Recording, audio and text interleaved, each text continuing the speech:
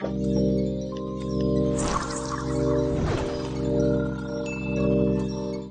is off limits in the show that reimagined the zombie drama genre.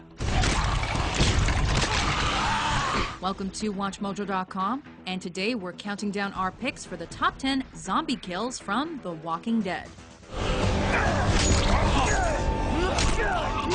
For this list, we're looking at AMC's hit show The Walking Dead and are choosing what we think are the most impactful, memorable, or just plain badass zombie kills of them all. Up to the season 5 midway point, that is. We fully expect even more gratifyingly gruesome kills in the future. And as always, if you aren't up to date on the show, a spoiler alert is most definitely in order. Number 10, Andrea's DIY. Problem, Dale? Oh, just a small matter of being stuck in the middle of nowhere with no hope of... The group's on the move, but a busted RV and a highway pileup stops them in their tracks. Cue the zombie horde. While almost everyone else hides beneath abandoned cars, Andrea and her dismantled gun are trapped in the camper's bathroom by one hungry walker. As she desperately struggles to keep him out, Dale manages to drop her a screwdriver. Remember, this was the premiere episode of Season 2, long before everyone was accustomed to getting up close and personal with the walkers. That sounds about right. But Andrea makes sure there's no return for this undead attacker, with several frantically aimed blows to the eye.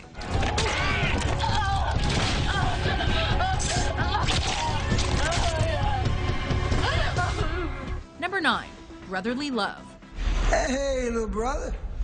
The Dixon brothers had a notoriously complex and violent relationship even before the outbreak. And this confrontation brings satisfying closure to their storyline. Yeah, I know.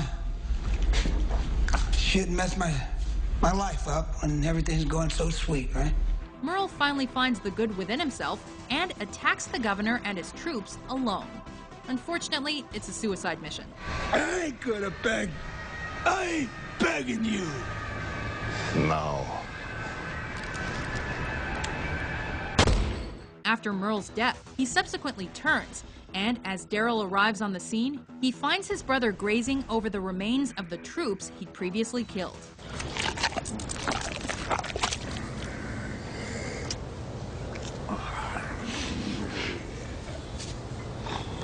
Barely able to look at his undead brother before anger takes over, Daryl reduces Merle's head to a pulp.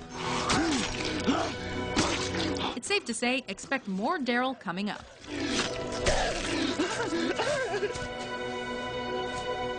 Number 8, Penny for Your Thoughts. After vowing revenge on the governor for holding her captive, Michonne sneaks into his quarters where she encounters a macabre scene, with zombie heads floating in tanks and the governor's daughter chained up and masked.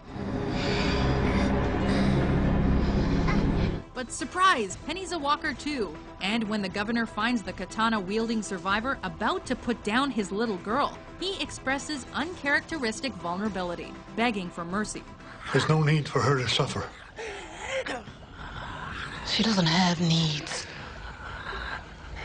Don't hurt my little girl. For a brief moment, we think Michonne will spare her. But one katana thrust later, Penny's dead and Michonne and the governor are locked in a battle that ends with him losing an eye.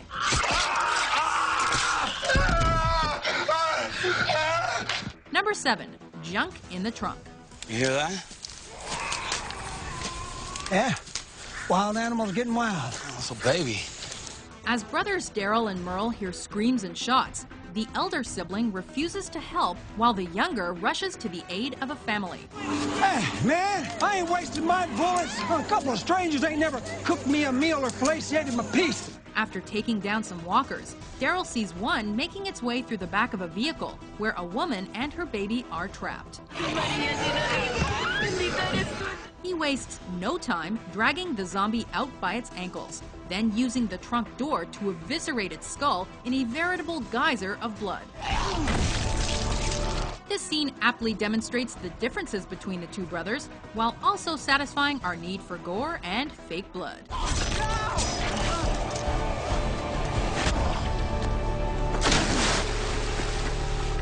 Number 6. Bullseye. Sophia!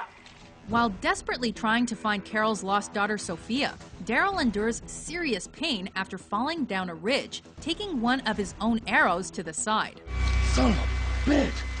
One attempt to climb to the top results in another fall and disturbing visions of his brother taunting him. Won't you pull that arrow out, dummy? Fortunately, Merle's less-than-kind words are exactly the motivation Daryl needs to fight the walker nipping at his boots. You his bitch now? I ain't nobody's bitch. In his delirious stupor, he finds the clarity to pull the bolt from his side and relocate it to another walker's skull. Showing how badass Daryl is, even in the direst of situations, this kill gives us insight into the mind of a deeply troubled man. Number 5. On the tee, Daryl Dixon. I'm not staying in this suck-ass camp! By this point in Season 4, Daryl and Beth are partnered together for survival. Beth chooses this time to rebel and wants to get drunk. I can take care of myself, and I'm gonna get a damn drink. She storms off, finding a golf clubhouse she's sure will have booze. And let's be honest, the potential for a golf-themed kill was high. Golfers like to booze it up, right? Daryl doesn't disappoint, as the pair's chased deep into the clubhouse by hungry walkers.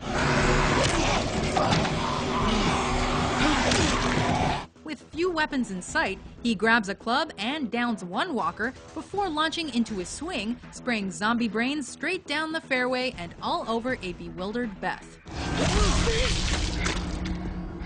After the apocalypse, maybe Daryl can join the PGA Tour.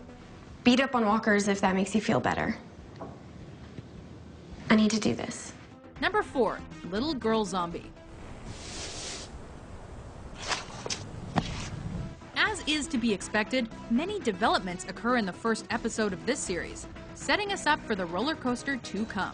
But it's this execution that firmly establishes the horror and desolation that the zombie apocalypse has wrought. Little girl? I'm a policeman. For protagonist Rick Grimes, it must have particular resonance as his son Carl would have been much the same age. Still holding her teddy bear, the little girl zombie charges at Rick, forcing him to put a bullet in her head. An ambitious move for a pilot episode, this kill throws us headfirst into the world of The Walking Dead. Number 3. Maggie shows a walker the way. It says sanctuary. That's just another reason to try.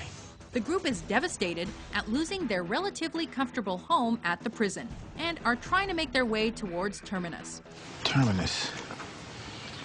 When we were out on the run to the veterinary college, we heard a message about this on the radio. And at this point, everyone's got problems, but perhaps no one more so than Maggie. Distraught at the idea that she may never see Glenn again, she takes out her frustrations on an ambushing pack of walkers. On this occasion, a street sign is a more than suitable weapon, making quick work of several walkers' heads. We love Maggie's evolution into a kick-ass female, and this frantic kill sums that growth up perfectly. Number 2. Hands-free killing. I'm being straight with you. You were straight when you led me into the tombs. Okay, maybe I wasn't straight. You put a bag over my head. In this world, you work with what you got. Rick has quietly decided to turn Michonne over to the governor to ensure the safety of his group. And Merle, naturally, jumps at the chance to help by binding her wrists to prevent her escape.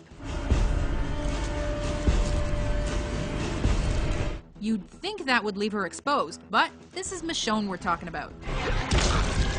When walkers attack, she uses what's available, namely herself, her binds, and a post to stomp one zombie and pin another to slowly but surely remove its head. It's brutal, resourceful, gory. Everything we love about The Walking Dead. You gotta play the hand you're dealt. Only got one. Before we take aim at our top pick, here are some honorable mentions.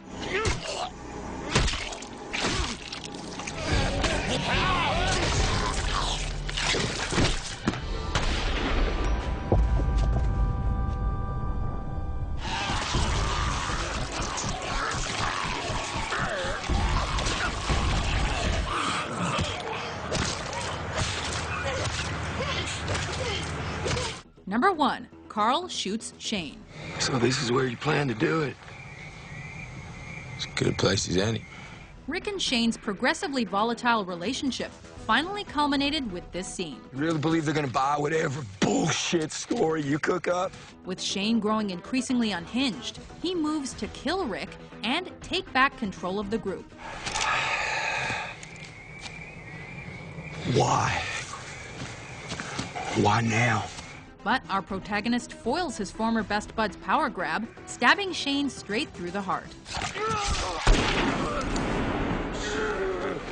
Carl arrives to see his father kill his surrogate dad and points his gun in Rick's direction.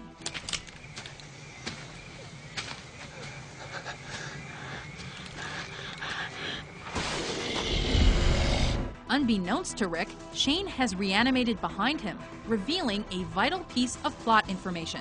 But before Zombie Shane can attack either of the Grimes boys, Carl fires, taking down a key character and losing his innocence in the process.